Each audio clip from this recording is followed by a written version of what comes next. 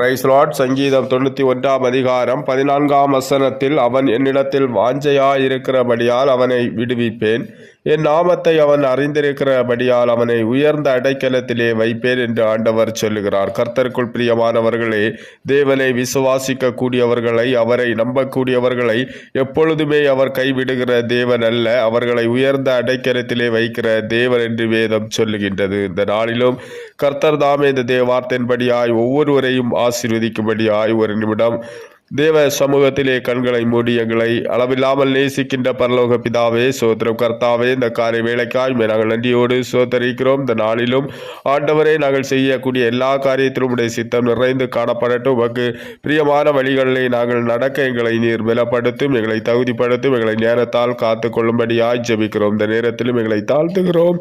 நீர் மகிமைப்படும் இயேசுவின் நாமத்தில் பிதாவே, ஆமென். கர்த்தர் தாமே இந்த நாளில் இந்த தேவார்த்தையின் மூலமாய் யாவரையும் அளவில்லாமல் ஆசீர்வதிப்பார். God bless you.